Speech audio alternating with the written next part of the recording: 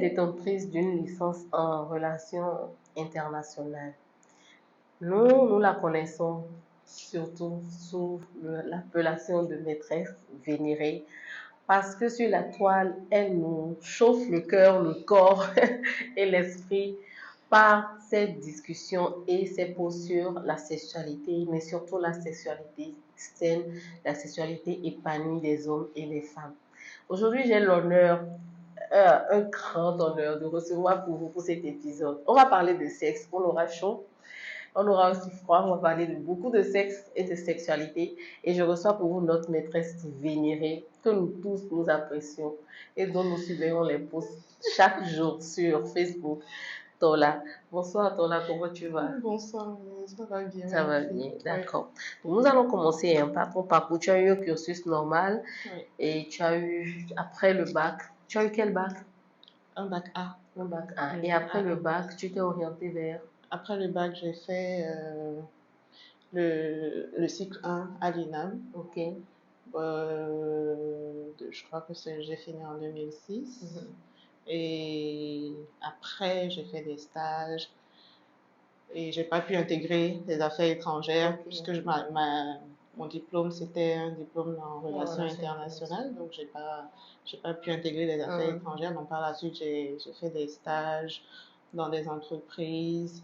Et ma première, j'ai fait, comme tout le monde, j'ai fait un stage à la Loterie nationale, par exemple.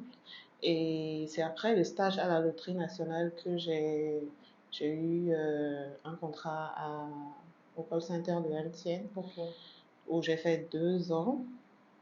Et à la fin des 2 ans, je n'ai pas voulu renouveler le contrat. Et on va demander pourquoi est-ce que tu as décidé de faire les relations internationales? C'est parce que qu'est-ce qui t'a poussé vers cette spécialisation? Les relations internationales, en ce temps-là, l'idée c'était voyager, rencontrer des gens, découvrir d'autres nationalités. Voilà, voyager. Et tout ça, c'était ça. Ok, d'accord. Et le call center de MTN, comment ça se passait? Qu'est-ce qui a fait qu'après 2 ans, tu n'as pas voulu renouveler? Je n'ai pas voulu renouveler particulièrement à cause de ma fille, mon aînée. Donc, elle était toute petite en ce temps-là et les horaires de travail ne me permettaient pas de passer du temps avec elle, de m'en occuper comme j'aurais voulu. Donc, je n'ai pas voulu renouveler. Donc, tu as eu ta fille aînée tôt?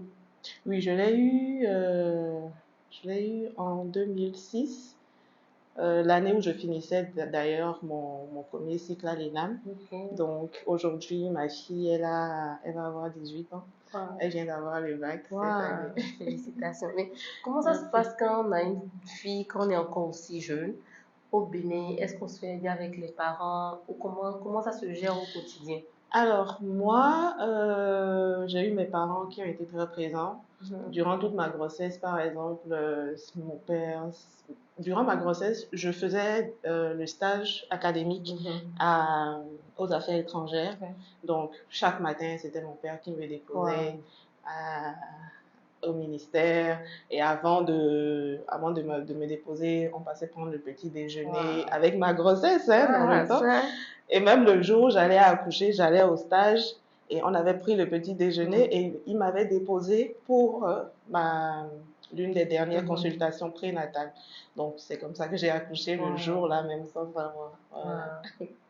Mais ça s'est bien passé quand même. Et la gestion au quotidien? Au quotidien, avec les parents à la maison. Avec les parents et la recherche de travail, puisque tu venais d'avoir. Oui, alors lorsque j'ai accouché en octobre 2006 et j'étais censée en principe préparer mon mémoire et soutenir en décembre 2006, mais je n'ai pas pu. Donc mes camarades, mes promotionnaires, eux, ils ont soutenu avant moi. Donc moi, par la suite, j'ai soutenu un an après, en août, je crois, 2007, que j'ai finalement soutenu. Donc à ce moment-là, ma fille, elle était déjà, elle avait 1 an. Donc, à ce moment-là, j'étais un peu plus libre. Et puis, bon, il y avait ma mère qui était à la maison, qui m'aidait beaucoup. Et puis, bon, j'avais mes frères, on était nombreux aussi à la maison. Donc, il y avait tout ce monde-là qui m'aidait à la garder quand même. Je pense que ça t'a beaucoup aidé, hein, surtout qu'ils n'ont pas rejeté, parce qu'on sait qu'en Africain, on n'est pas marié avec d'autres, coco, tout le tralala. Mais c'est tout Ah un non, scandale. j'ai eu cette chance-là. Mes parents étaient très présents Mais pour comment tu moi, leur tout as le annoncé monde. ça? Ou bien tu avais prévu la grossesse? Non, non, non, pas du tout. Ah. Pas du tout, pas du tout. Alors, la grossesse, lorsque j'ai eu cette grossesse-là, je crois que moi-même, je ne savais pas. Je ne savais pas. Et on avait une voisine qui est sage-femme. Mhm. C'est elle, mon ventre commençait à pousser. Même à la maison, mes parents n'avaient pas remarqué. Et mon ventre poussait et c'est elle qui me voit un jour. Elle me dit, Tola, bon, en fond, elle me dit, Tola, des alentours des par rapport nous à Dorothée, et puis des à l'Ohome. J'ai dit, ah bon. Ah bon? Ah bon? Mais t'as dit que toi tu manges igname frit, mais tu sais pas que t'es déjà huileuse quoi. Je ne connaissais pas. Je ne connaissais pas. Donc, en fait, c'est elle qui en a parlé à ma mère après, qui a informé mon père aussi. Waouh. Et ils ont réagi comment? Bon, comme je finissais déjà mon premier cycle, et ça avait pas vraiment fait d'histoire. Non, ça n'avait pas fait d'histoire. Ouais, ils se sont dit, bon, ok, elle veut avoir un enfant, ok, on le prend comme ça et puis on Wow, tu as des avance parents quoi. exceptionnels. Ah oui, j'ai vraiment cette chance-là. Ouais. Ouais, vraiment. Mais ça, c'est vrai. Et après, donc, tu as travaillé 2 ans au call center de MTN. Ouais. Et après 2 ans, tu as laissé tomber pour. Oui, j'ai arrêté le call center et c'est dans cette période-là que j'ai découvert la rédaction web. Ok. Et j'ai commencé à travailler en freelance avec un particulier. Ok. Et j'en avais jamais entendu parler, c'était quoi? C'était en 2012. Donc, j'avais jamais entendu parler de la rédaction web, mais quand j'ai commencé comme ça, sur le tard avec lui, ça m'a intéressé, ça m'a passionné. Et au fur et à mesure que je faisais les recherches dans le cadre de la rédaction de mes articles, je cherchais aussi à en savoir plus sur le métier, comment est-ce que ça payait, comment est-ce que je pouvais avoir d'autres opportunités et tout ça. Et c'est comme ça que je crois qu'en 2015, je me suis inscrite sur une plateforme en ligne.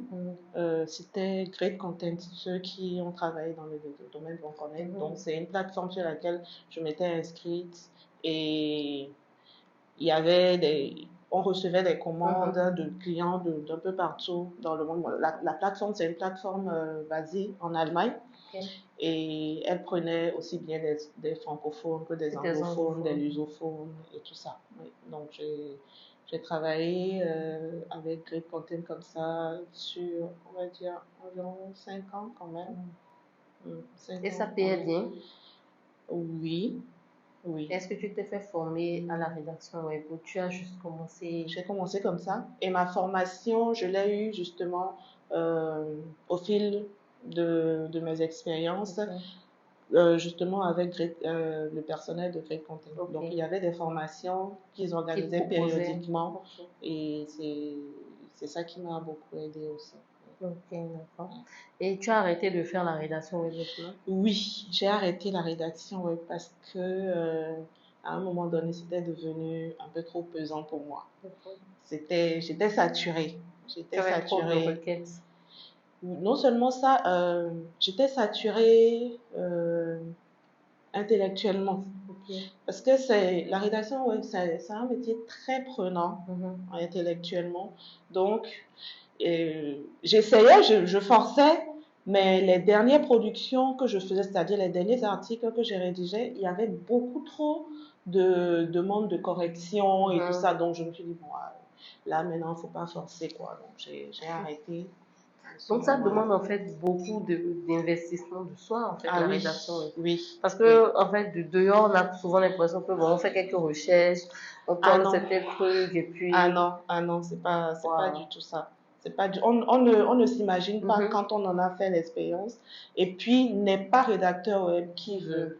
Je me rappelle, j'ai essayé de travailler avec certains amis, avec d'autres profils. Par exemple, il y a eu, je me rappelle, paix à son âme aujourd'hui, un journaliste, énarque aussi, mais il n'a pas pu tenir, en fait. Donc, en fait, c'est pas tout le monde qui peut faire la rédaction, ouais. À moins d'être formé, d'être régulièrement formé pour le faire.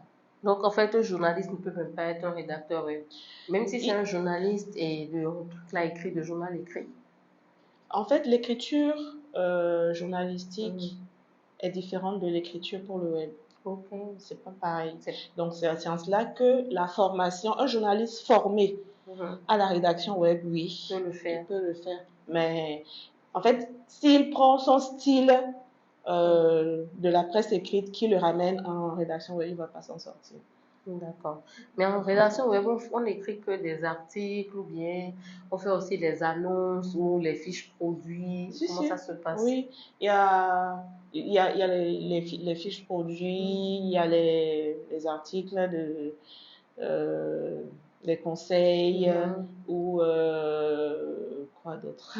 Je sais plus exactement. Mais en fait, c'est assez varié. C'est assez varié, que ce soit les formats, que ce soit les univers, parce qu'on travaille aussi bien en assurance que dans le droit, la beauté, le bien-être, les voyages, etc. Donc, c'est assez passionnant. C'est assez passionnant quand on aime. Quand on aime chercher, quand on aime faire des recherches, mais surtout quand on aime écrire. Surtout quand on aime écrire. Quelqu'un qui n'aime pas écrire ne peut pas faire la rédaction. Non, il ne peut pas. Il va vite se décourager. Oui. Je pense que pour faire la rédaction, il faut aussi beaucoup lire. Aimer lire. Bien sûr. Bien C'est sûr, clair. Bien Pour sûr, avoir aussi les sûr. mots, les tournures. Absolument. Et tu as dit que tu as fait aussi le copywriting. C'est la même chose que la rédaction web? Non. Quelle Le est la copywriting, différence entre les deux? on va dire, c'est la rédaction de publicité, de textes publicitaires. Donc là, c'est juste là, c'est une petite différence. On va dire, c'est un volet de la rédaction web. Et genre, par exemple, on te donne une bouteille d'eau, on te dit une marque d'eau, et on te dit d'écrire la publicité sur ça. Mais comment est-ce qu'on peut faire la publicité de quelque chose qu'on n'a pas essayé, ni peut-être quand la personne peut-être en Angleterre qui te demande ça, comment on peut faire ça sans ne pas l'essayer? C'est une description du produit que tu vas faire, une description et on fait la description on peut faire des mises en situation pour montrer à l'internaute à quoi est-ce que le produit peut lui servir, dans quelle situation est-ce que le produit peut lui servir, et tout ça pour l'amener à prendre le produit en fait. Ok, je comprends mieux. Et après la rédaction web et le copywriting, tu t'es lancé, bien tu continues tu as dit que tu as arrêté parce que tu étais saturée. Et après ça, qu'est-ce que tu as fait? J'ai travaillé un peu dans la correction, relecture, le texte, mais ça, je l'ai fait, je crois que je l'ai fait juste 1 ou 2 ans.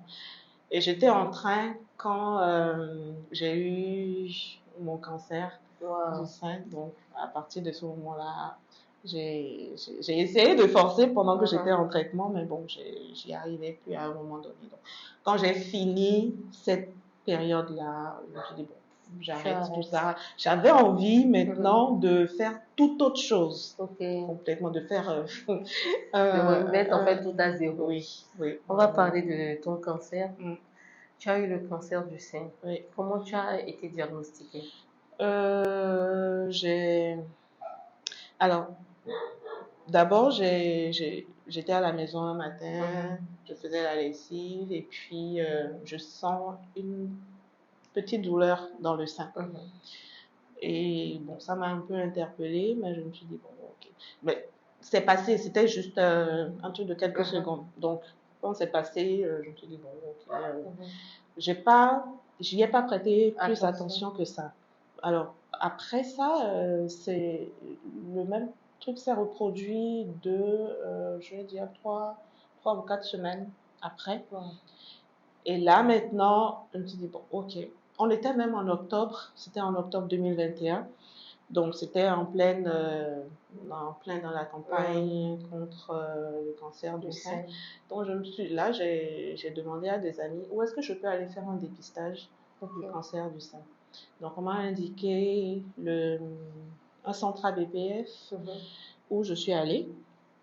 Donc, j'ai fait la consultation et la sage-femme me dit oui, effectivement, il y a un nodule dans le sein. Parce que quand j'ai ressenti la douleur, là, j'ai touché le sein et j'avais remarqué la présence d'une boule. Bon, la boule se confondait un peu avec la boule qui est normalement dans le sein. Donc, j'étais pas très rassurée. Et donc, à la consultation, la sage-femme qui m'avait prise, elle me dit oui, effectivement, il y a un nodule. Et alors, tu vas faire là, elle m'avait posé même des questions. Elle m'a demandé si mes enfants, je les ai allaités régulièrement et tout ça. J'ai dit oui, je les ai allaités régulièrement. Mon aînée, elle a tété jusqu'à 1 an. La deuxième, elle a tété jusqu'à 15 mois. Donc, je n'avais pas de problème à ce niveau-là. Donc, le jour-là, elle m'a prescrit une échographie. Donc, dans la foulée, j'ai fait l'échographie. Et à l'échographie, on me dit oui, il y a un nodule, effectivement, mais il semble bénin. Mais pour en être sûr, il vaut mieux faire une biopsie. Donc, on me prescrit la biopsie. Que je fais encore? Alors, la biopsie, on prélève, comment dire, des parties du nodule, en fait. En fait, on fait une piqûre avec une grosse aiguille. Donc, c'est sous anesthésie. C'est sous anesthésie locale que ça se fait. Donc, on m'a fait ça, on a prélevé les cellules et il était question qu'on les analyse pour savoir si elles étaient cancéreuses. Donc, on a fait ça. J'ai eu les résultats 3-4 semaines après. On me dit... il n'y a pas de cellules cancéreuses, tout est OK. Mais si le patient a des symptômes ou bien des malaises éventuellement, il serait peut-être utile de reprendre la biopsie. Mais moi, dans le temps, j'avais rien. Je ressentais rien du tout. Et puis, bon, pour moi, je peux pas avoir un cancer du sein, quoi. Je peux pas avoir un cancer. Donc, ça semble toujours être surréaliste. Ouais. Donc, pour moi, je pouvais pas avoir un cancer. Donc, dès qu'on m'a dit ça, j'ai dit, bon, OK, c'est juste un nodule. Fausse alerte et puis... Et on va gérer comme ça. Plutôt, je me suis renseignée après, des amis disaient, il y a des personnes qui vivent avec des nodules toute leur vie. Donc, il n'y avait pas à s'inquiéter. Mais en fait, là, je venais de faire la biopsie alors en octobre, là, toujours. Et donc, j'ai eu les résultats en novembre.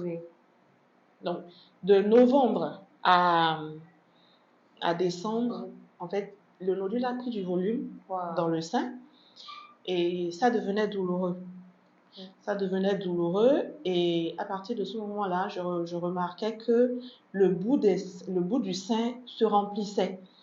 C'est-à-dire, c'est un peu comme quand on allaite les enfants et que le lait remplit le sein, il y a le bout du sein qui durcit. Tu vois, donc c'était comme ça que le sein devenait, et il était devenu difforme, c'est-à-dire il était devenu beaucoup plus gros que l'autre, et tout ça, je le remarquais après avoir eu les résultats de la biopsie, hein. Et donc j'en parle au chirurgien qui me suivait dans le temps. Et lui me dit non, ça doit juste être les hormones, donc tu n'as pas à t'inquiéter. Les hormones qui font grossir un sein et laissent l'autre sein. C'est ce qu'il m'a dit. Et alors, on était en décembre et il me dit, bon, si ça t'embête, on va devoir opérer et retirer le nodule. Alors, on programme la chirurgie pour février, finalement. Donc, je suis opérée en février.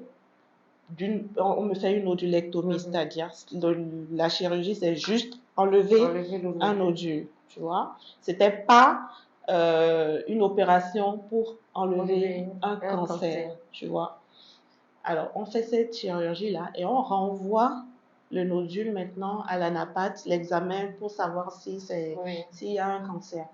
Et alors, on fait l'opération en février. Alors, de février à mars, c'est-à-dire les résultats, la durée des résultats, c'était toujours 3-4 semaines. Mais c'était comme si le nodule s'était reformé dans le sein. Wow. Tu vois? Donc, quand les résultats sont venus, moi j'ai lu leurs thèmes techniques là, j'ai pas vraiment compris. Donc, j'ai photographié les résultats que j'ai envoyés au chirurgien qui m'avait opéré et à une amie médecin aussi. Et mon amie qui me dit tu vas devoir faire des examens complémentaires. Et dit, les résultats donnent quoi concrètement? Elle n'a pas voulu me dire. Alors, moi, j'ai pris les expressions qu'il y avait sur le papier. On a bouclé. On fait tout ça. Moi, il faut qu'on dise merci à Google. Ah oui, mais Google nous fait souvent paniquer aussi après. Tu vois, donc, c'est comme ça que dès que j'ai mis les termes dans Google, je lis, c'est le type de cancer le plus répandu et tout ça. Je dis, bon, ok. Alors, tout de suite, j'appelle ma sœur, je l'informe. Et elle était même enceinte. Elle était pratiquement à terme. Et je lui dis, il y a maman qui était chez elle dans la période, et puis maman venait d'être malade dans la période. Donc elle, je l'informe et je lui dis, garde ça pour toi, ne dis rien à maman. Et j'ai appelé mon frère aussi, je l'ai informé, je les ai tous informés, sauf maman. Et ma soeur, elle, je crois le lendemain, elle m'appelle, elle me dit, moi j'ai déjà informé maman. Moi je peux pas garder ça. Moi, je peux pas garder ça. Non, ça c'est trop gros. C'est trop gros pour moi, ça, je peux pas garder ça. J'ai dit, ok. Et donc, je crois que c'était un vendredi que je venais d'avoir ce résultat-là. Donc, le samedi qui a suivi, j'ai retrouvé des amis et je leur ai annoncé, comme ça. Mais je le leur ai annoncé surtout parce que je commençais à chercher où est-ce que j'allais me soigner. Parce que lorsque j'ai eu ces résultats-là, à ce moment-là, je me suis rendu compte que les médecins chez moi ici, ils étaient en train de me tourner en rond. Et j'étais désormais engagée dans une course contre la montre parce que ça faisait d'octobre 2021 à mars 2022, tu vois. Donc, ça faisait 6 mois. Le cancer avait eu le temps d'évoluer. Donc là, il fallait que je me dépêche de commencer le traitement. Et donc, j'ai commencé à chercher dans la sous-région où est-ce que je pourrais me soigner et tout ça. Et c'est là que j'ai entendu parler du centre de cancérologie de Lomé qui venait d'ouvrir. Et dès le lundi qui a suivi, j'ai pris un taxi, je suis allée à Lomé. La frontière était encore fermée dans la période de Covid, exactement. Donc j'ai fait ce premier voyage, j'ai fait les consultations. Avant de partir, j'avais pris les contacts, j'avais appelé déjà et tout ça. Donc ils ont été très prompts, ils m'ont pris très rapidement. J'ai fait toutes les consultations. Et puis, une semaine après, je suis entrée en chimio, j'ai commencé la chimio. J'ai fait 5 cures de chimio, d'avril à août 2022. Donc, les cures de chimio, c'était tous les 21 jours, toutes les 3 semaines. Donc, j'allais à Lomé. Tu allais à Lomé, tu revenais. Oui. Alors, quand j'y allais, le jour de la chimio, le lendemain, le jour même, c'est les malaises, les vomissements, et tout ça. Et le lendemain, ça allait un peu mieux. Et donc, le plus souvent, je faisais 2-3 jours et je revenais à Cotonou. Tu partais seule? Le plus souvent, oui. Tu partais seule faire une chimio? Oh, Seigneur. Le plus souvent, je partais et je conduisais. Waouh. Je partais seule. Mais en fait, je pense que ça m'a beaucoup aidé quand même. Parce que il n'était pas question pour moi de baisser les bras, tu vois. Donc, le fait d'avoir suffisamment de force pour conduire, je me disais, bon, c'était On a toujours entendu parler du cancer, mais voilà, moi j'ai un cancer maintenant, mais ça m'empêche pas de conduire, ça m'empêche pas de vivre. Mais en fait, j'avais besoin de cette Ouais. force-là que je me donnais, et je pense que ça m'a beaucoup aidé quand même. Et d'ailleurs, je me rappelle le jour de ma première chimio, quand on allait me placer la perfusion, j'ai demandé à l'infirmier qui allait le faire, je lui ai demandé combien de temps ça allait durer. Et il m'a dit, ça va dépendre de vous, ça va dépendre de votre mental. Si vous ne vous laissez pas aller, ça va passer normalement, votre corps ne fera pas de réaction. Et j'ai pas eu, tout s'est passé, le plus souvent mes chimios, ça durait 4-5 heures. La perfusion durait 4-5 heures à chaque fois. Et j'avais rien. 4-5 heures. Oui. C'était 4-5 heures, ils changeaient les différents produits. Ah, c'était pas évident. C'est clair. Et quand on voit, on a quand même des images, on se dit les gens perdent les cheveux, ça agit beaucoup. Comment ça s'est passé pour toi? Alors, j'ai perdu mes cheveux, je crois, 2 semaines après la première chimio. Bon, c'est vrai que j'avais déjà les cheveux courts. Et avant même de commencer la chimio, l'oncologue m'avait m'avait préparé, m'avait dit, vous allez perdre vos cheveux, vous allez perdre vos ongles, vous allez noircir, votre teint va ternir et tout ça. Donc, mais j'imaginais pas à quel point. Voilà, j'imaginais pas à quel point. Et donc, 2 semaines après la première chimio, j'étais à la maison quand j'ai commencé à sentir mon cuir chevelu qui brûlait. C'est-à-dire ma tête qui brûlait, un peu comme quand on se défrisait les cheveux et puis ça brûlait là, voilà, c'était exactement ça. Donc ça brûlait, mais ça brûlait sérieusement. Et quand je touchais, les cheveux s'arrachaient. Les cheveux s'arrachaient comme ça. Et j'ai appelé une amie qui a un salon de coiffure, qui fait des produits et tout ça. Je lui ai dit, j'ai tel problème, tu n'aurais pas un produit qui pourrait au moins calmer les brûlures et tout ça. Et donc, elle m'a envoyé un produit et un shampoing. Et ça avait calmé.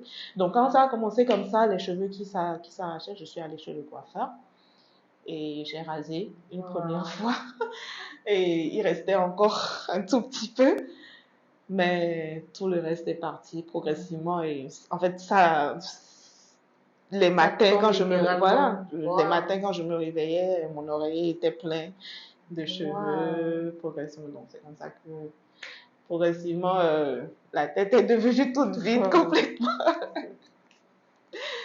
Et les ongles aussi tombaient? Oui, les ongles ont commencé, déjà, ils ont commencé par noircir. À l'intérieur, les ongles noircissaient les premières semaines.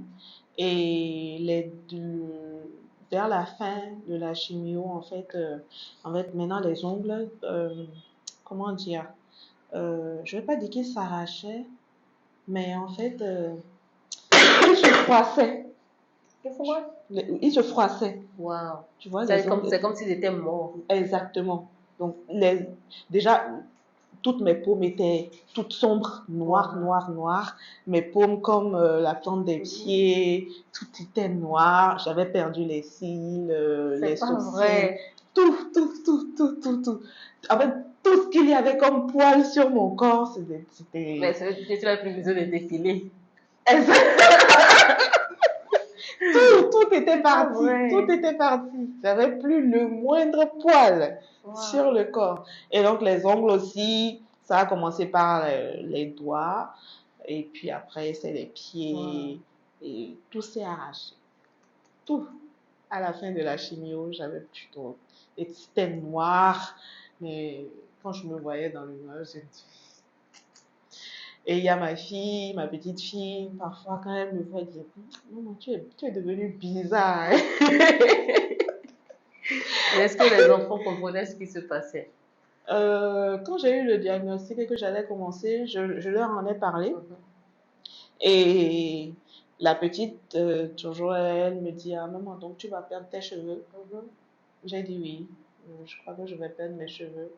Mais je pense que tout va bien se passer. Alors, les enfants, je sais pas si elles ont caché leur mal-être, mais euh, je ne, je ne, je ne me permettais pas de fléchir en leur présence. Je ne me plaignais même pas. Je me rappelle, dernièrement encore, j'étais à Lomé et avec un ami qui m'a beaucoup soutenu, un ami togolais qui m'a beaucoup soutenu dans la période. Et j'étais avec mes enfants et il leur disait, votre maman, elle est brave, c'est vraiment une brave femme. Tu n'as pas, il me dit, je ne me rappelle pas t'avoir vu pleurer une seule fois. Moi, j'aurais dit Durant tout le Effectivement, non, j'ai pas pleuré une seule fois. Pas une seule fois, non, non. Pour moi, pleurer ou me plaindre, mais en fait, ça n'allait rien régler. Et puis, ça allait plomber mon moral et me rendre encore plus mal. Donc, il n'était pas question pour moi de me laisser aller. Wow. Et après les 5 séances, comment le test a été fait? Non, pas tout de suite. Alors, après les 5 séances de chimio, on devait reprendre la chirurgie. Et donc, on a refait la chirurgie, mais cette fois-là, maintenant, c'était une mastectomie. Ils ont dû retirer le sein. Pour, bon, le premier gynécologue que j'avais vu, lui, il avait proposé retirer le reste de la tumeur dans le sein. Mais par finir, celle qui m'a opérée, c'est une dame, une gynéco d'un certain âge. Elle m'a dit, tu as déjà tes 2 enfants. Moi, je ne veux pas prendre de risques, surtout avec les caractéristiques du cancer, parce que ce qu'il faut savoir aussi, c'est que les cancers, ils ont différentes caractéristiques. Donc, il y en a qui sont plus invasifs, il y en a qui sont plus à risque de récidive. Et donc, le mien particulièrement, c'était un triple négatif. Donc, c'était un cancer qui avait chance de récidive. Voilà. Donc, j'ai pris plusieurs avis. Mon oncologue, quand il m'en parlait, il a appelé des collègues à lui, à l'étranger, pour leur poser le problème et tout ça. Et ils étaient tous unanimes. Il faut faire une mastectomie. Il ne faut pas prendre de risques. Et c'était un seul sein qui était atteint, oui, c'était un seul. C'était un seul. Donc, on a fait la mastectomie. Alors, je devais faire la chirurgie dans les 3 semaines après la dernière chimio, mais je ne l'ai pas fait. Je ne suis pas retournée parce que j'en avais marre des hôpitaux. J'en avais marre de faire ces allers-retours, les odeurs d'hôpital et tout ça. C'est clair. J'avais besoin de prendre du recul, mais vraiment quoi. Donc, j'ai finalement été opérée en octobre 2022. Et après la chirurgie, maintenant, j'ai fait 5 semaines de radiothérapie. Donc ça a été la dernière partie du traitement. Comment est-ce qu'on accepte une mastectomie? En tant que femme, c'est comme... J'ai l'impression que c'est quand même porter atteinte d'une certaine manière à notre féminité. Donc comment ça se vit dans le corps et comment est-ce qu'à un moment donné, on ne fait pas un peu le deuil de Alors, qui on est? Moi, j'ai même pas eu le temps de m'y préparer parce que comme je te disais, j'ai eu 2 différents gynécos. Et le premier, avec qui j'avais programmé la chirurgie. De l'espoir, en fait. Tu vois? Mais lui, comme je n'étais pas repartie dans le délai, lui, il m'a mal parlé à la veille de l'opération. Et j'ai appelé le centre et je leur ai dit, changez-moi de gynécologue. Je ne veux plus ce chirurgien-là. Il peut pas mal me parler, je suis désolée. Il s'est mis un peu à me gronder. Oui, vous n'êtes pas venu au moment où il fallait le faire et tout ça. J'ai dit, mais mon ami, tu n'as pas à me parler comme ça, je suis désolée.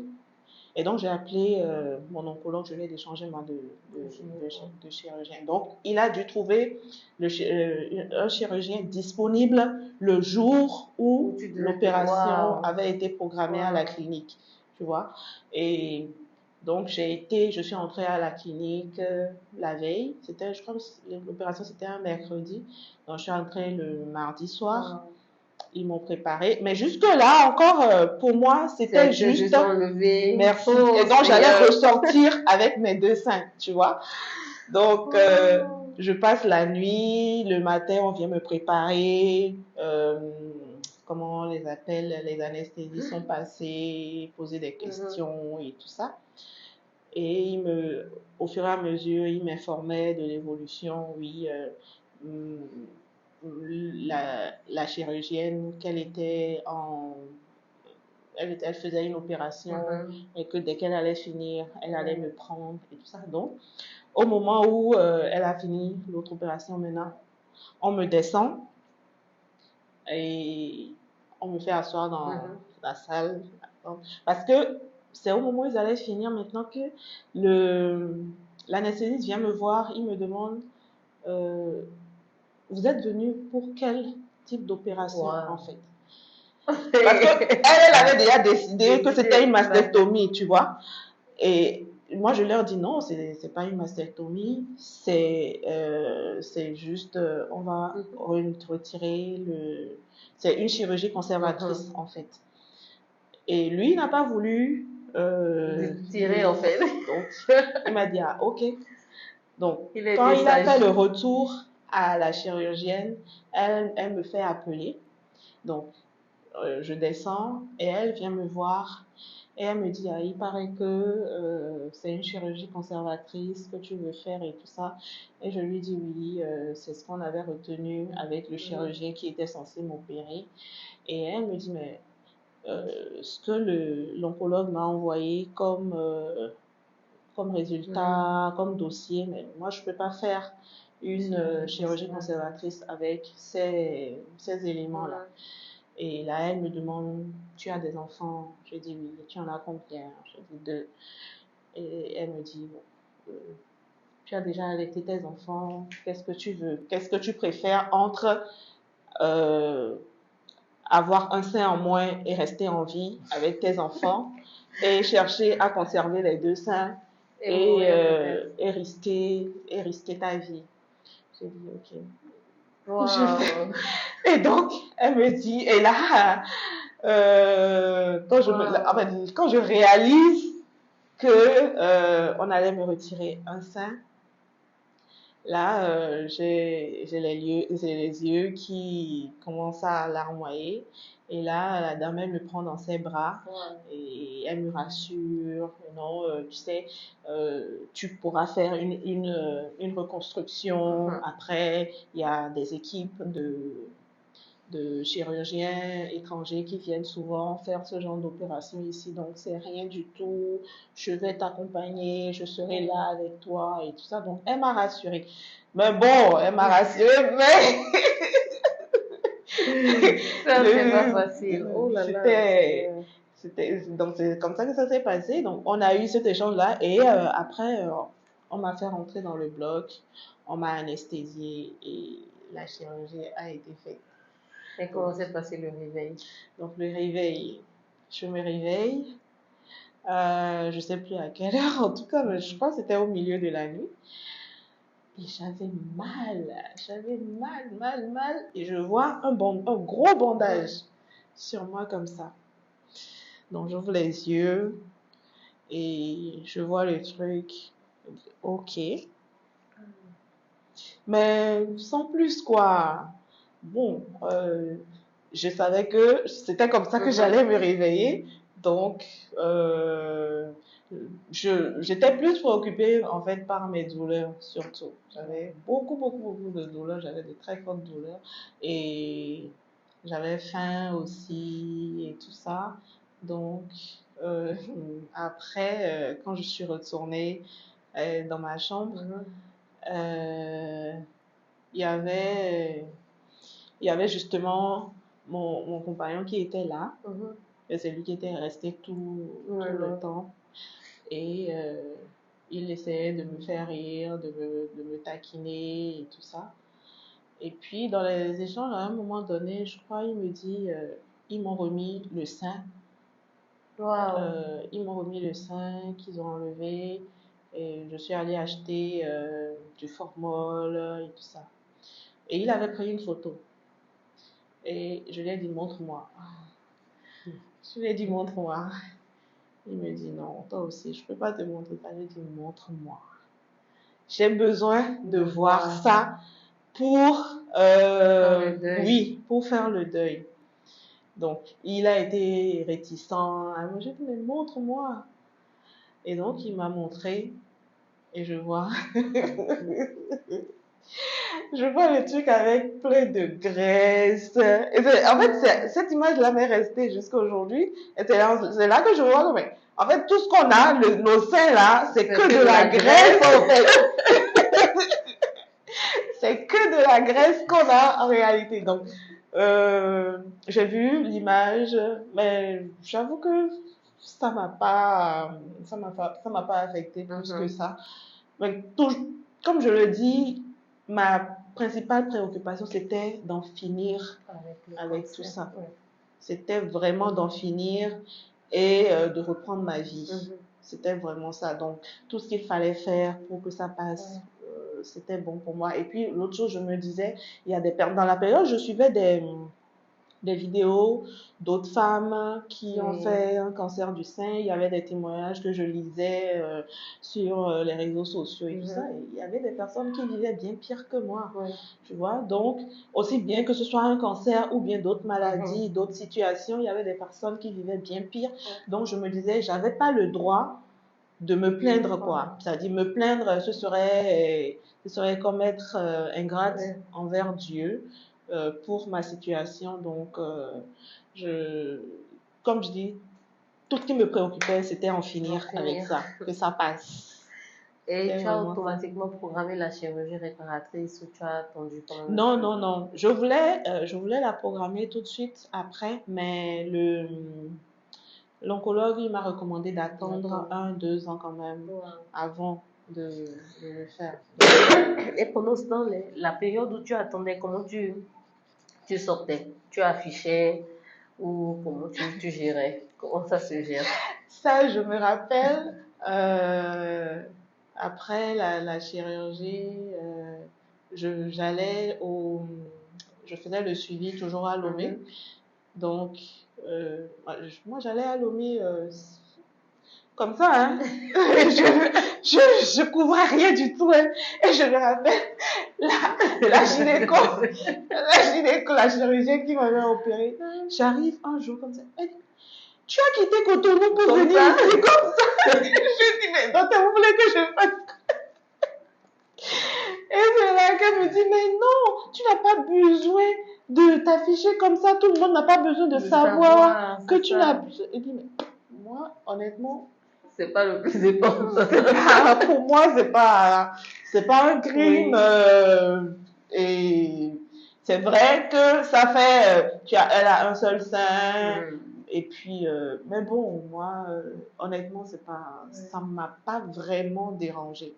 Ça m'a pas vraiment dérangé. Et là, le jour là, elle me dit, elle m'indique une sorte de mouchoir ou de foulard à acheter et elle me montre comment le plier pour le mettre dans les soutiens-gorge. Elle m'indique un type de soutien-gorge à acheter pour pouvoir l'insérer dedans. Le temps d'avoir... la chirurgie. Non, même pas la chirurgienne. Le temps d'avoir une prothèse. Parce que là, dans le temps, elle me disait avec le Covid et tout ça, moi... je ne voyage plus régulièrement. Donc, si tu as des parents à l'étranger, il faut voir dans quelle mesure tu pourras commander les prothèses. Mais en attendant, elle m'avait montré comment faire. Mais sinon, avant ça, moi, moi, ça m'embêtait pas. Hein. Pas du tout. Ah non, non, non, ça m'embêtait pas. Je m'encombrais pas hein, de scrupules. Non, pas du tout. Wow. C'est un parcours super édifiant parce que on entend parler du cancer de sein, mais des fois, on banalise un peu ça parce qu'on se dit que ça touche les autres et Exactement. que, Oui. en plus, le fait d'allaiter, moi, ça me fait peur parce que moi, j'allaite longtemps et du coup, je me dis, ok, je suis pas peut-être totalement à l'abri de ça et tout. Ah non, ah non, ah Alors que non. c'est l'une de mes motivations pour allaiter longtemps. Je me dis, ouais, Ah je non, mais m'assure on de dit ne il plus faut avoir ça, allaiter oui. et ça te met à l'abri. Mais bon, comme je l'ai dit, moi, j'ai régulièrement allaité mes Allaiter, enfants quand oui. même. Donc, Wow. Et après, après la période du cancer et la période de guérison, quand est-ce que tu as décidé alors parce que tu m'as dit tout à l'heure qu'après le cancer, tu as essayé de tout remettre à zéro dans ta vie. ouais, Le cancer a été le déclic. ouais, Et je dans quoi tu as voudrais dire. décidé de te lancer? Là, j'ai passé des mois à y réfléchir. Ouais. À y réfléchir dans quoi est-ce que je vais travailler maintenant, dans quoi est-ce que je vais me lancer. Et puis, j'ai repris avec le journal de Tola, je refaisais des publications dans le temps et ça a repris de plus belle. Et je me suis dit, mais pourquoi tu ne te professionnaliserais pas dans ce domaine? Et c'est là, c'est bizarre, dans la même période que j'ai vu l'annonce d'une certification en santé sexuelle et reproductive, je me suis dit, ah, ça c'est parfait pour moi. Mais pourquoi la sexualité? Pourquoi journal de Tola? Parce que je me rappelle, les débuts, c'était super chaud. Hein. Je me rappelle les messages qui passaient. Puis je me disais, waouh, ok. Mais pourquoi la sexualité? Parce que tu aurais pu parler de bien-être féminin, de tout, tu te bats pour le leadership féminin et tout. Donc pourquoi spécialement la sexualité? La sexualité, je veux dire, c'est venu à moi comme ça seulement. Hein, parce que déjà, j'avais l'habitude sur mon profil personnel de poser des situations pour recueillir des avis, des amis. C'est-à-dire, quand j'entends parler d'une situation dans la sexualité d'un couple, par exemple, je pose la situation et je demande qu'est-ce que vous en pensez et tout ça.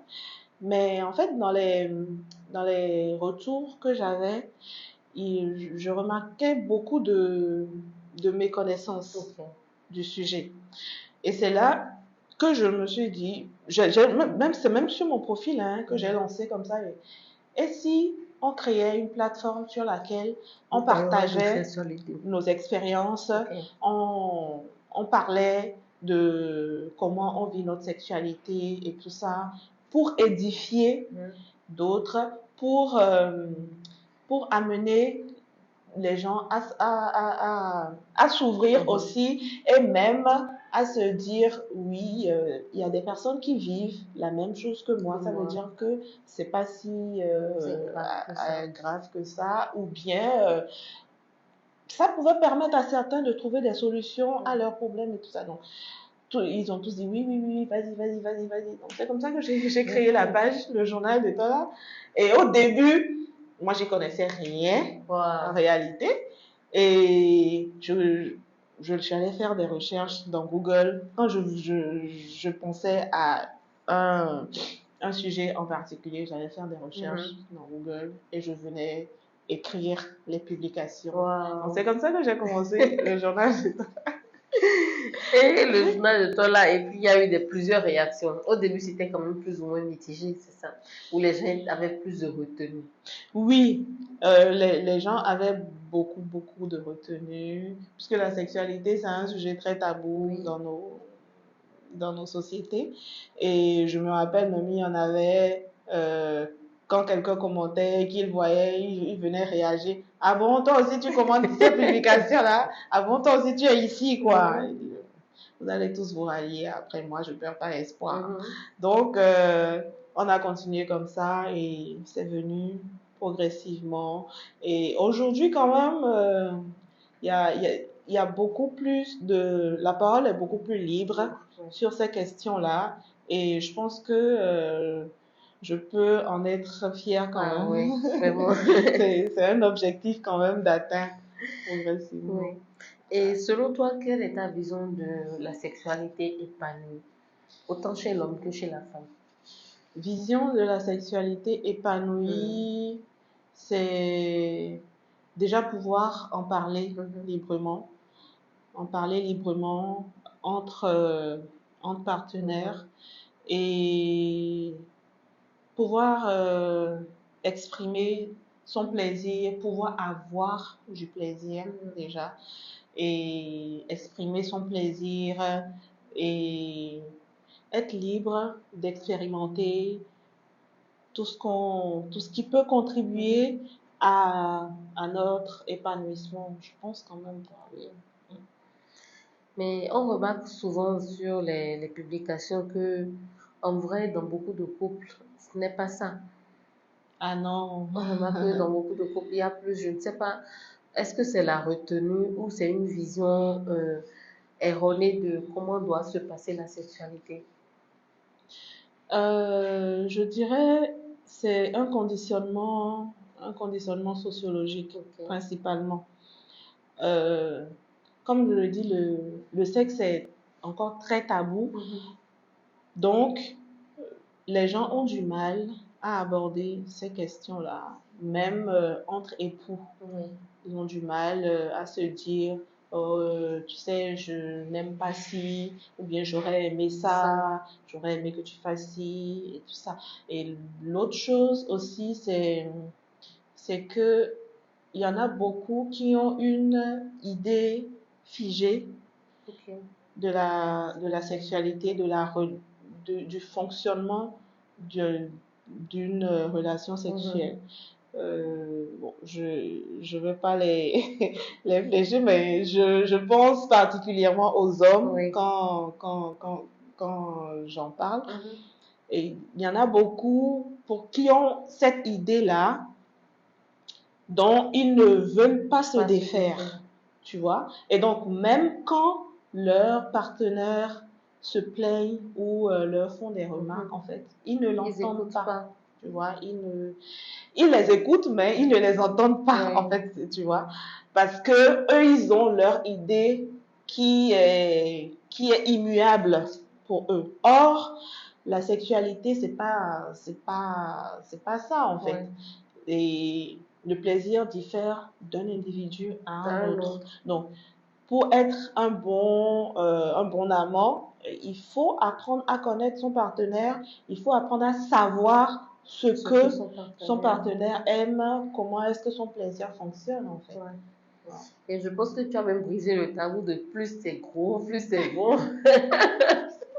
Et beaucoup d'hommes ont été très reconnaissants. Et les petits kikis, Oui, je me rappelle de cette je histoire. me rappelle, hein, ça, j'ai fait plusieurs Ma mamie. publications sur les petits kikis avec beaucoup Donc, d'astuces, en des fait, la conseils, longueur du kiki ne recommandations. compte pas en La termes de longueur, la sexualité. grosseur Mais du non, un kiki, 5 en principe, cm peut faire quoi? non. Je veux pas choquer Non, les 10 cm, mais non, genre ça un c'est un 5 cas cm peut faire extrême. quoi? Ça, Ok, on est dans un cas extrême, extrême. d'accord? Et Non, là, quand c'est c'est 5 rare. cm, la longueur compte. À partir de Oui, 5 cm. oui, on est d'accord, on est Mais à d'accord. partir de combien de centimètres la longueur ne compte pas? Alors, pour ce que j'en sais, Mhm. la moyenne d'un sexe masculin, la moyenne, d'accord? On C'est est son dans érection. en Son érection, érection. effectivement. Un sexe en érection, la moyenne, c'est 12-13 cm. Ok. 12-13 cm, c'est parfait. Ok. En principe, En c'est principe. parfait pour, euh, un vagin tonique. Ok. Un vagin qui n'a pas perdu son élasticité. Notez qu'il y a des vagins qui ne sont pas toniques. Oui, oui, oui, bien sûr. Il y en a plein, plein, plein. Et ça, c'est des vagins qui ont, comment dire, ils ont perdu leur tonicité le plus souvent après une grossesse ou un accouchement ou bien des Des accouchements, accouchements. tu vois, et le périnée qui se relâche. Rééducation de périnée. Ouais, C'est très, très, ouais, très ouais, ouais, important. ouais.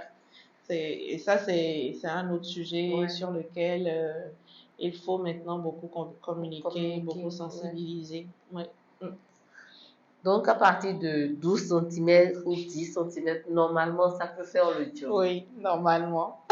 Mais qu'est-ce qui fait alors que c'est un mythe ou qu'est-ce qui se fait qui fait croire qu'en fait aux femmes et aux hommes que en fait plus c'est long, plus c'est gros, mieux c'est en fait. Je pense que c'est un mythe. Mhm. C'est un mythe qui a quand même la peau dure. Mhm. Mais les femmes, la majorité quand même des femmes, c'est vrai, il y en aura qui ont leur préférence Oui. particulière pour elles, tant que le pénis ne cogne pas leur col de l'utérus, par exemple, elles n'ont pas de plaisir. Ça, c'est des cas rares. Mais moi, les informations que moi je donne, ce sont des informations qui concernent la majorité. Ouais.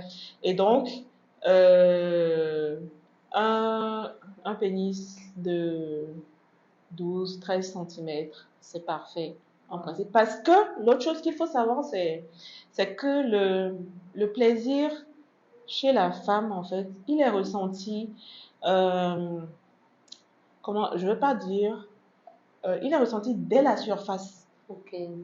Ok. Il est ressenti dès la surface, On n'a c'est-à-dire pas dès besoin d'aller en l'entrée. profondeur. Voilà. D'ailleurs, le point G dont on parle, en fait, le point G, Est-ce que le il point est G à... existe? J'avais cette question qui me titillait. Est-ce que ça existe vraiment?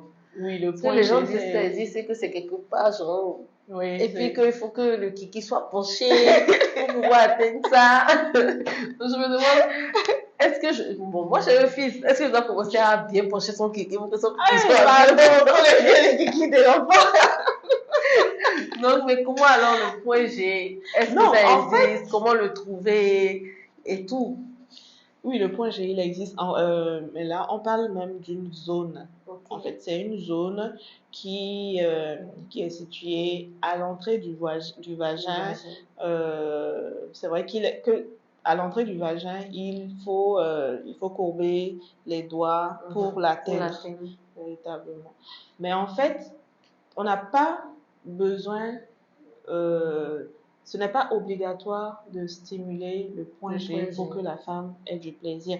Encore que le plaisir que la femme ressent durant la stimulation de la zone G est différent du plaisir qu'elle ressent quand, non, pas quand elle a un orgasme, du plaisir qu'elle ressent pendant une stimulation simple du vagin. C'est ce que je veux dire. Ah oui, c'est différent. Oui, c'est différent. Et c'est là que on découvre même qu'il y a différentes zones à l'intérieur du vagin dont la stimulation procure différents types de plaisir. Tu vois? Et la zone G dont on parle ici maintenant, le plaisir est beaucoup plus intense. Et c'est, on va dire, c'est l'équivalent chez les hommes de ce qu'on appelle le point P. Ah, les hommes ont un point P. Oui. Ok. Ça, c'est sur le point P chez eux. Le point P. Le point P, c'est au niveau de la prostate chez les hommes. Mais tu comment vois? on localise la prostate? Il faut que vraiment je puisse savoir. Chez les hommes? Oui. Parce que toi, ils ne vont pas te laisser faire. Ils n'aiment pas ça. Ils n'aiment même pas en entendre parler. Pourquoi? Parce qu'ils vont commencer à chanter? Oui, il y a ça.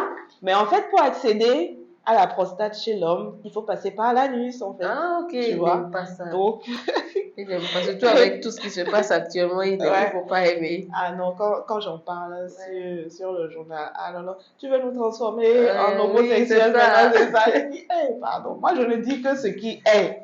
Parce que je dis le plaisir chez l'homme lorsque la prostate est stimulée est beaucoup plus intense. Beaucoup plus. Les orgasmes prostatiques sont les plus intenses chez les hommes.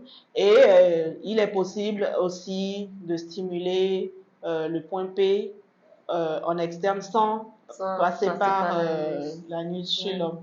Donc, ceux à qui on fait cette stimulation, ils savent ce que ça leur procure comme plaisir. Donc, Et donc, est-ce que toutes les femmes est-ce qu'il y a les femmes vraiment clitoridiennes et des femmes vaginales ou bien toutes les femmes sont clitoridiennes? Toutes les femmes sont clitoridiennes. Donc, en fait, notre plaisir est à l'extérieur. Non. Ah, donc, notre plaisir est à l'intérieur et à l'extérieur. Exactement. Alors, toutes les femmes sont clitoridiennes parce que le plaisir chez la femme, il vient il provient du clitoris. Alors, Ok. pour comprendre ça, il faut déjà savoir ce que c'est que le clitoris. Parce que le clitoris, on l'assimile populairement au gland externe. Oui. Tu vois? Or, ça, c'est qu'une petite partie Partie. de l'organe qu'on appelle le clitoris en Ok. réalité. Donc, cette partie-là, c'est le gland du clitoris et tout le reste est à l'intérieur. Wow. Et donc, j'en parlais encore hier avec des amis. Et donc, durant une pénétration vaginale, en fait, le plaisir que la femme ressent, il provient des mouvements du clitoris à l'intérieur. Wow. Tu vois, parce qu'en fait, le clitoris, les branches du clitoris encadrent le vagin. Exactement, le tube du vagin. Et donc, pendant une pénétration, en fait, les branches du clitoris, en fait, bougent. Et c'est ça qui crée les sensations de plaisir. Donc, c'est en cela qu'on dit que toutes les femmes sont clitoridiennes en réalité. C'est ça. Wow. Et comment est-ce que tu gères la sexualité avec tes adolescents? Comment est-ce que à quel âge tu as commencé à leur parler de sexualité? Est-ce que, genre, comme tu as une fille de 18 ans, tu lui as déjà dit oui, il faut que tu aies un préservatif et tout ça? Comment est-ce que tu as commencé à les éduquer sur la sexualité? J'avoue que ça n'a pas été systématique. Ok. Parce que j'ai pas eu une éducation sexuelle moi-même. Et comme la plupart des femmes africaines, hein? Ouais. Et quand bien même j'en parle assez librement avec les adultes, c'est pas évident d'en parler avec les enfants. Et il faut pouvoir trouver les bons mots. Il faut pouvoir identifier quelle information donner. Alors, j'ai la chance, quand même, je dirais, d'être assez proche de mes enfants. Donc, on se parle beaucoup.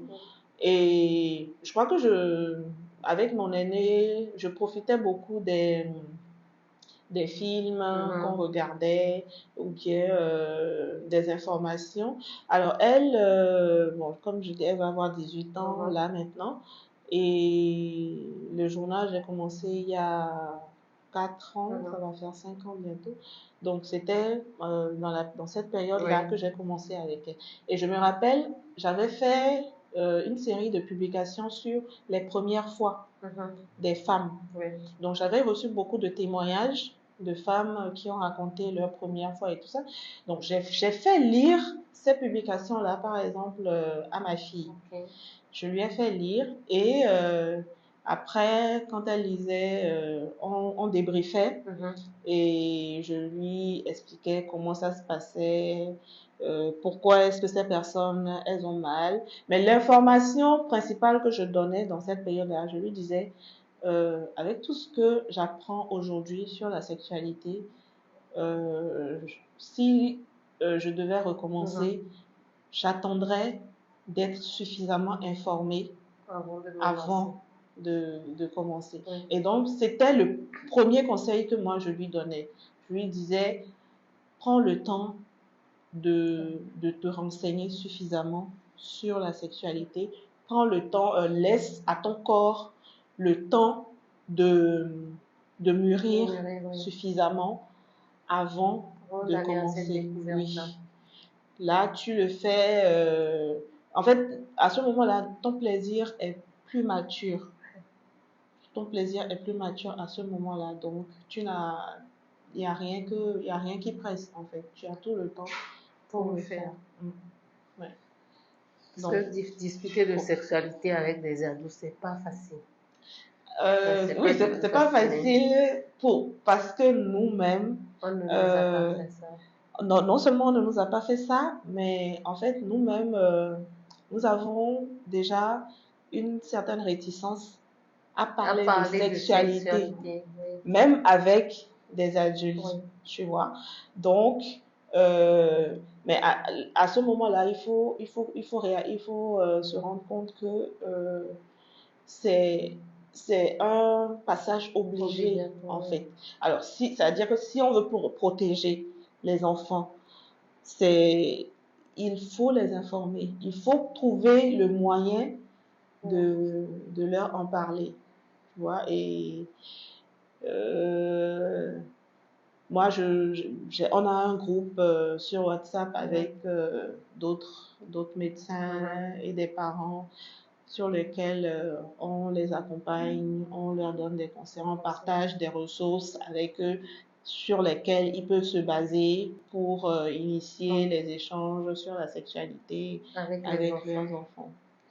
Et récemment, tu as parlé de la notion de consentement. Oui. Et on s'est rendu compte, en fait, avec beaucoup de... Bon, c'est peut-être un peu de défaitisme parce qu'on savait que c'était comme ça, que les mentalités sur le consentement n'ont pas évolué. C'est-à-dire que pour les hommes et même les femmes, en fait, tu as incité quelqu'un, donc tu n'as pas le droit de lui dire non. Ou même quand vous êtes allé quelque part où tu t'es retrouvé seul avec quelqu'un, peut-être même avec l'intention d'aller au sexe et qu'après tu as eu un blocage, la personne a le droit de continuer. Comment est-ce que cette mentalité du consentement cette notion peut-être elle changer? Surtout qu'on a un cas actuellement en France où il y a une dame qui a été violée, son mari l'a fait violer plusieurs fois.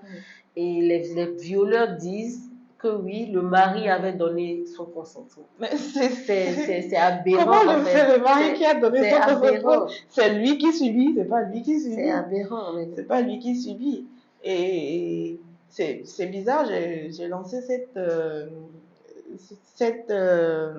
ne vais pas dire cette lutte, mais j'ai lancé ces échanges-là sur le consentement comme ça. Dernièrement, c'est bizarre, je suivais un film dans lequel j'ai eu oui, voilà, j'ai vu la jeune fille avec le jeune homme et par la suite, elle a dit non, le gars n'a pas voulu entendre et il a persisté. Donc, je me suis dit, ça c'est un sujet.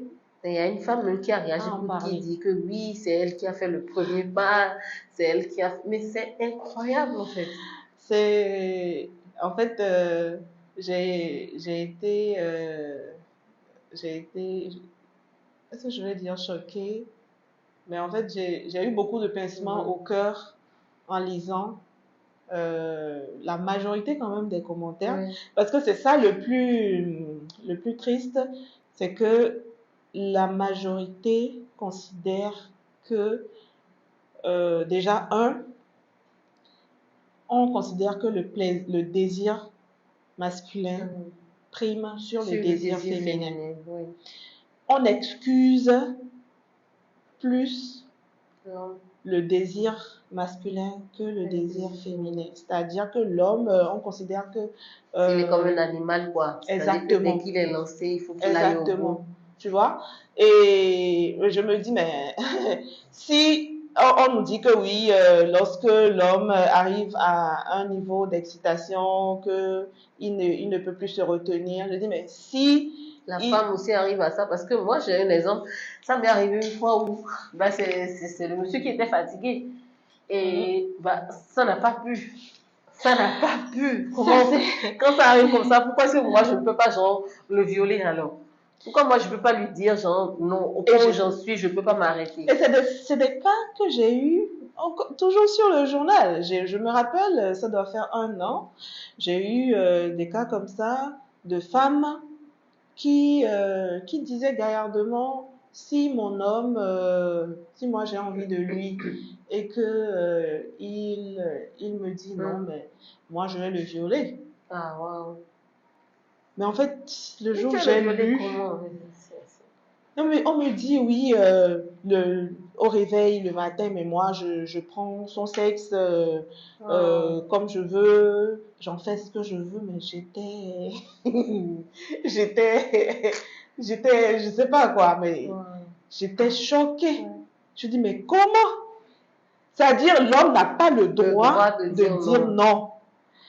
Tu vois? C'est tellement effarant, et elle le justifiait. Hein. Elle dit, mais moi j'ai envie de lui, moi j'ai envie de sexe. Donc si j'ai envie de sexe, il n'a pas à me dire non. Je dis, mais attends, on parle de quoi là? Mais en fait, nous ne sommes pas des animaux. Nous ne sommes pas des animaux. Ils ont des périodes de chaleur après. Mais non. Tu vois? Donc, là, je suis en plein dans comment Sensibiliser formuler sur ça. exactement, comment formuler les publications pour sensibiliser, et pour avoir un véritable impact. Parce que quand je lis des femmes qui estiment que euh, euh, lorsque tu suis un homme dans une chambre, c'est que systématiquement tu es prête à avoir du sexe avec lui. Lorsque je lis que, comment dire, il y en a, on me dit, il faut pas, comment dire, il faut pas tenter le diable. Je dis, mais quel diable? On parle de quel Dit diable? même qu'elle allait se baigner avec lui, elle était en maillot. Mais c'est incroyable. On parle de quel diable? En fait, Le diable de la ce diable-là, ceux qui vivent dans les pays développés, ils savent aujourd'hui s'ils peuvent se permettre ce genre de choses dans leur pays. Donc, c'est en cela que je dis, mais il faut pouvoir punir sérieusement. Parce que le gars qui, en voulant poser cet acte-là, se rappelle que il y a telle punition mais il va se retenir. Donc, quand on me dit que lorsque le gars est excité, il peut pas c'est faux. Et puis on dit non, quand le gars est en plein débat, qu'il n'entend pas le non. Il n'entend pas. Je dis, mais quand il est en plein débat et que la femme dit oui, oui, j'aime ce que tu me fais. Il entend le oui. Mais pourquoi est-ce que le non, il ne l'entend pas? Son oreille filtre en fait. Exactement. C'est des questions très sérieuses et il faut qu'on sensibilise sur ces questions-là déjà avec les adultes pour enrayer ces façons de penser là. Parce que ce sont eux qui éduquent les enfants. Donc, si eux, ils réfléchissent comme ça, c'est ce qu'ils vont transmettre aux enfants. Et dans ce cas, on n'est pas sorti de l'auberge en fait. C'est très grave en fait. Donc, je continue. Je ne veux pas lâcher l'affaire. Sur le consentement, je pense que c'est très important. Ah oui, et là, j'ai déjà pensé, le prochain goûter des adolescents, on va parler de consentement. Parce que tu organises des goûters pour les parents et les ados pour parler de sexualité. Et tu organises aussi l'apéro sexo, qui n'est pas seulement pour les couples, mais pour tout le monde en fait. Sûr. Qui parle de sexualité épanouie avec des thèmes différents. Et tu les organises à quelle fréquence? J'ai pas encore retenu une fréquence, mais à partir de l'année prochaine, je compte le faire chaque trimestre. Les apéros, chaque trimestre, je compte faire ça tous les 3 mois. Et je suis en train de voir pour les ados aussi, je pense que on va faire la même périodicité pour les ados aussi. Je pense que c'est très important, surtout pour apprendre aussi aux parents à parler avec leurs enfants. Oui, à parler avec leurs enfants, à éduquer leurs enfants et à les préparer à une sexualité responsable surtout. Oui. Et comment est-ce que tu gères ta vie de mère et de femme? Comment tu arrives à gérer tes activités, le rôle de maman, parce que quand même les enfants sont toujours là, et aussi avoir du temps pour toi pour sortir et tout ça? Alors, si tu me poses cette question aujourd'hui, je te réponds, j'ai la chance d'avoir de grandes filles aujourd'hui, donc c'est plus facile. C'est beaucoup plus facile pour moi. Il y a quelques années, je pense que je m'étais privée de sortir. Ah non. Mais surtout quand l'année scolaire commençait comme ça, j'avais pas de temps pour les sorties. Parce qu'il fallait suivre les enfants. Il fallait les suivre. J'y tenais. Donc, toute la semaine, on gère les enfants, l'école, la bouffe à la maison, les allers-retours, moi-même, mes activités. Et les week-ends, je me rappelle quand quelqu'un m'appelait pour m'inviter. Ma première chose à laquelle je pensais, je me disais, si c'est samedi, c'est pas sûr. Parce que le samedi, voilà mon programme. Le matin, on va faire la lessive. Il faut que je prépare, on fasse les exercices de maison avec les enfants, qu'elles apprennent les leçons et tout ça. Donc, ma journée est full le samedi. Donc Wow. et même le dimanche, il faut préparer la semaine et tout ça. Donc, mais je le faisais avec plaisir. Je le faisais, c'était un choix De personnel. t'investir dans les Oui, enfants. pleinement. Donc aujourd'hui, je me lâche. Quand j'ai envie de sortir, je sors. Mes enfants, ils sont grands, donc elles peuvent rester Et à elles la ont déjà maison. la discipline aussi qu'elles ont déjà eue dès Ah le début. oui. Je pense que le plus difficile, c'est la base. Exactement. Ouais. Et c'est pour ça qu'il faut, bon, en tout cas moi, c'est le choix que j'ai fait. Il faut se priver. Je me suis privée, je me suis vraiment concentrée sur elles pour leur donner la base. Parce que lorsque la base est bien solide, tout le reste le est bon, reste. quoi. Ça se fait plus facilement. Et comment ça se gère avec le papa? Tu as les enfants tout le temps ou comment ça se Oui, les enfants sont avec moi. tout le temps? Le papa n'est même pas là. Il n'est pas à Cotonou. Ok, Donc, d'accord. elles Donc, sont il les avec moi. appelle Oui. et ça se passe très bien avec lui. Oui, ça se passe bien. Oui, ça se passe bien. Ok. Ah, mais c'est le plus important, hein. Mm. Et donc, en fait, en tant que mère, toi, tu préconises qu'on puisse. Parce que j'ai vu la dernière fois, tu as fait quelques conseils pour la rentrée, comment travailler, comment donner du temps aux enfants. Et surtout, je voulais savoir comment on peut pratiquer l'écoute active. Quand tu es maman, mais que peut-être tu travailles, tu rentres, tu es déjà tellement stressé ou tu as beaucoup de choses à gérer. Et que les enfants sont en train tu vois, maman, j'ai fait ci, maman, tellement tu as d'informations que des fois tu n'arrives pas à filtrer. Les enfants ont l'impression que tu ne les écoutes pas. Comment pratiquer l'écoute active? Je pense que c'est une décision personnelle Ok. qu'il faut prendre. C'est une décision personnelle. C'est pas évident. Ouais. Mais quand tu entends ton enfant qui te dit, ah oui, moi je vis ça encore jusqu'aujourd'hui, hein. Ouais. Ma grande fille, il arrive des moments où je suis à fond sur le PC ou bien sur le téléphone et qu'elle vient me parler et je n'écoute pas. Et quand je reviens, je dis, tu disais quoi, maman? Elle dit, laisse-moi. Quand je te parlais là, tu ne voulais pas m'écouter, oui. non? Donc, en fait, c'est un choix, c'est une décision personnelle qu'il faut prendre et pouvoir leur donner du temps. C'est tellement, tellement important de pouvoir accorder du temps à nos enfants. Parce que je pense que c'est le cadeau le plus précieux qu'on puisse leur faire. Je me rappelle avec ma fille aînée aussi, des fois elle parle, elle pense que je ne l'écoute pas parce que je suis peut-être occupée à faire quelque chose. Et elle parlait. Après, quand je reviens dessus, je dis, mais tu dis que tu avais tel besoin, tu avais tel besoin. Ah maman, tu m'écoutais. Et elle est tellement contente. Je dis, mais oui, je t'écoute.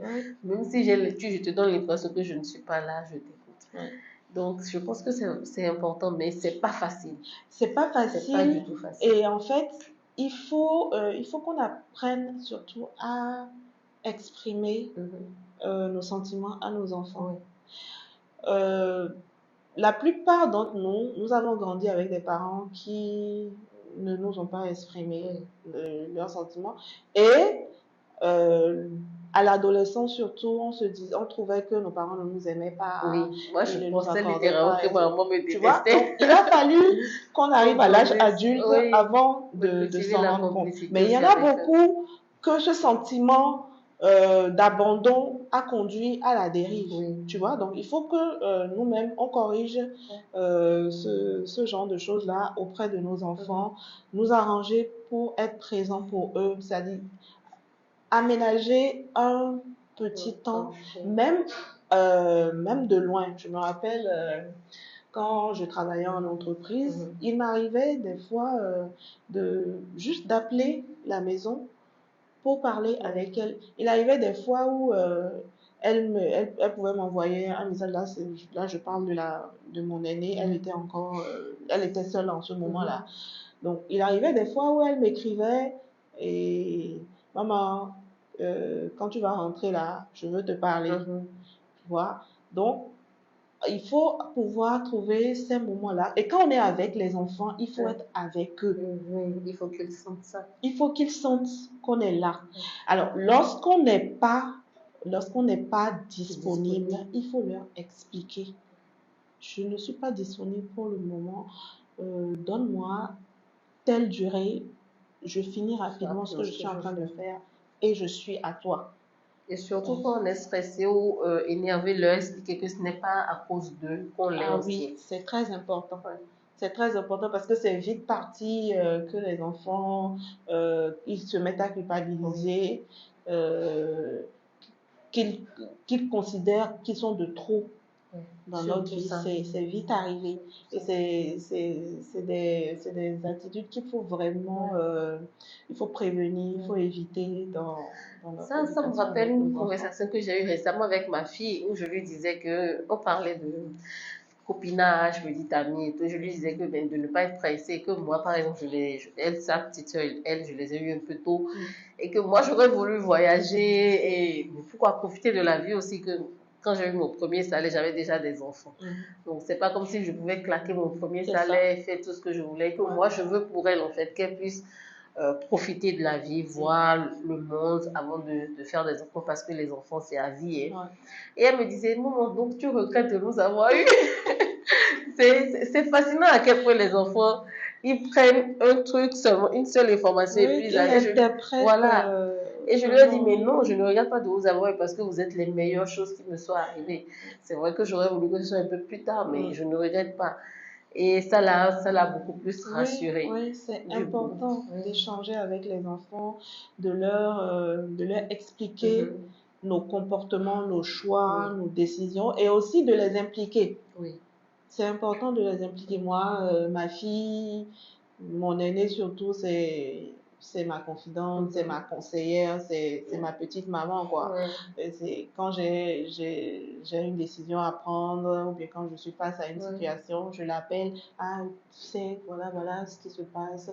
Qu'est-ce que tu en penses? Tu penses que je devrais faire comme ci ou tu penses que je devrais faire comme ça?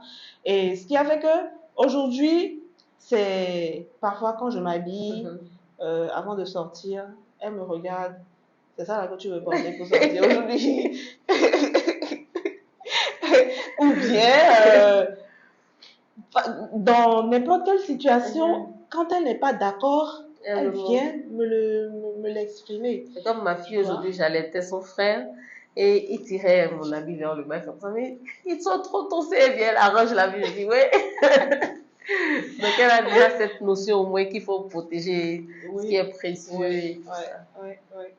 Oui, c'est très important d'être présent pour. Moi, j'insiste tellement là-dessus.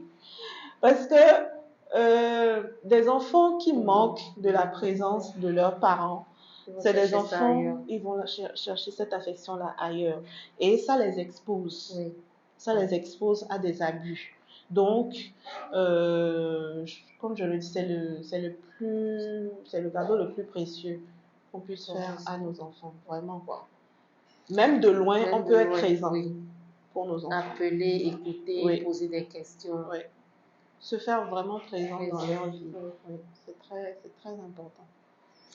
Et merci beaucoup, on a fait le tour. Ça a été vraiment édifiant. On a parlé de sexualité, on a parlé de parentalité, on a parlé de féminité. Merci beaucoup pour cet échange. C'est moi qui te remercie.